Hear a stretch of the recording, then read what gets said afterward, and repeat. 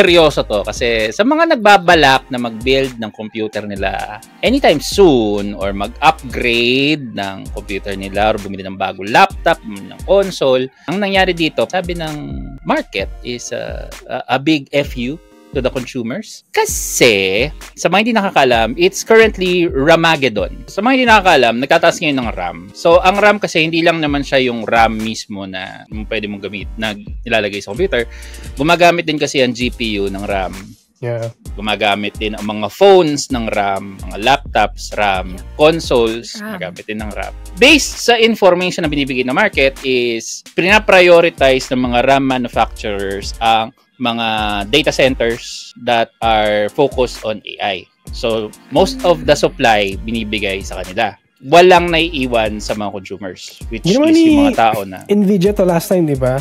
Sabi nung sa GPU naman, yung reason nila is parang nag-give up sila sa gaming market. So, nag-focus sila sa mga data centers. Ganun. So, nangyayari yung same issue na yun sa RAM naman ngayon. Parang kinonfirm na ng industry, ng RAM industry na that is what's happening.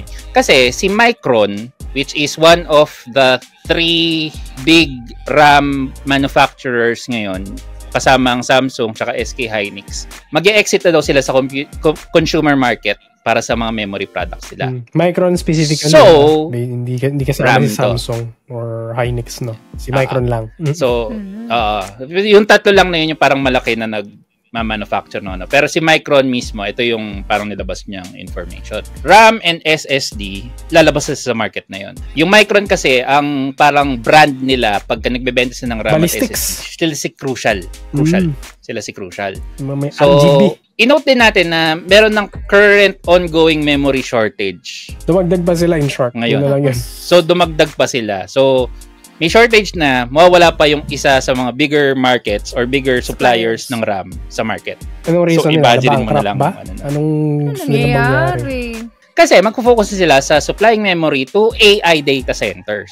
Nvidia playbook basically ang nangyari dito. Yes, kasi mas maraming kumuha. Pwede lang taasan yung yung presyo kasi companies na yung binebentahan mo, hindi na mga consumers. So pwedeng taasan mo yung price. Well, sabi nila, di ba, Nvidia pwede siya maging $1 trillion company sa stocks niya. So it makes sense na kung nasa business ka, papasukin mo yung you follow the blueprint, sabi nga. Hindi ba nila kaya sabay? Yeah. Bakit hindi nila sabay? Doon ako naguguluhan Pwede naman parehong market Kulang ba yung supply nila in the first place? Probably. Yun ang question. Kasi ang laging sinasabi na doon is manufacturing. Yung problem nila is yields muna. Kung gaano kadami yung na-produce silang parang raw material para doon sa product na yun. Tsaka yung production mismo. Tapos kailangan pa daw nilang hatiin sa punta ba sa consumer market or sa So yun yung reasoning nila. Kasi ang alam ko, di ba, pagdating sa mga data centers ganyan or yung mga other companies, bulk order yan nakaset na. Iting order namin for this this year, ganon. So walang surplus basically. Walang surplus. Actually siguro pwede ring Italy yan dun sa Meron din ako nakikitang may balita din yung isa pa dun sa dun sa isa pang major RAM manufacturer. Yung Samsung. Ito alleged lang to, hindi pa talaga siya confirmed kasi naglabas naman ng statement si Samsung na dinideny ito. Pero according to parang anonymous sources, yung Samsung Mobile Division, hiwalay siyang entity dun sa Samsung division na gumagawa ng memory. May electronics. Ang sinasabi nila, parang ganon. Ang sinasabing, ang bali-balita, hindi makapag-order yung Samsung Mobile Division dun sa RAM division nila ng RAM. So same company, hindi pa rin na-allocate. Hindi sila makakuha dun sa supposedly same company.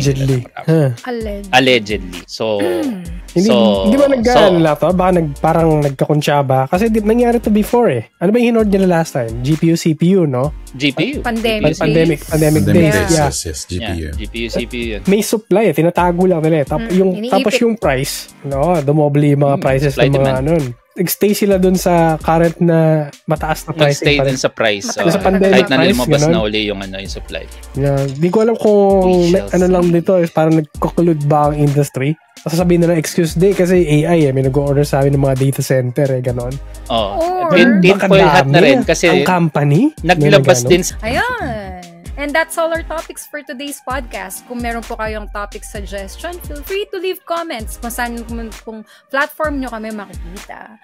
Ayun. And shoutout po sa mga sumusunod. Go! Yun. Shoutout sa mga recent followers natin. Si Edge Studio PS, Asian Heart. Si, Brennan Esperantes Official. Si Pabes. Tapos si Spazzing Squid. Si Gedo Gedo. Si Gatas ng Pusa. And then salamat din sa mga chatter natin. Sila Tadeus, Power Ranger, Dayseed ba? Dayseed, sorry kung na-mispronounce ko. Pero for sure na-mispronounce ko. So sorry na lang. Then si Kuma March. Sila Irina tsaka si kanina si Irina. Yes. Irina, Avian Tue. Axis, sino pa? Ken Puccino. Si Reconnecting. Yun, nagbabalik. Vinster bro! Lagi nanonood yan ng natin yun. Si Aqua Place, yun. If may shoutout ka, pasensya na po. May gusto ko ba lang i-shoutout pala, Maximus? Yun. Ay, mga kahagdan, syempre. Hindi natin kakalimutan yung kahagdan na yan. Mga stepping stone ng mga kaibigan namin. So, shoutout sa inyo. And also, our trading card, yung kanina, sila Lord, yung trading card game, community and also friends. And also pahabol din kay Matcha Bells at saka kay Kiryu C. Yun. And yun sa nag-comment kanina sa Joshua, sabi niya, muntik nang makancel si Ate Shell sa Washington. Sabi ba na ko lang nabasa yung Grabe ka sa akin. Ayun.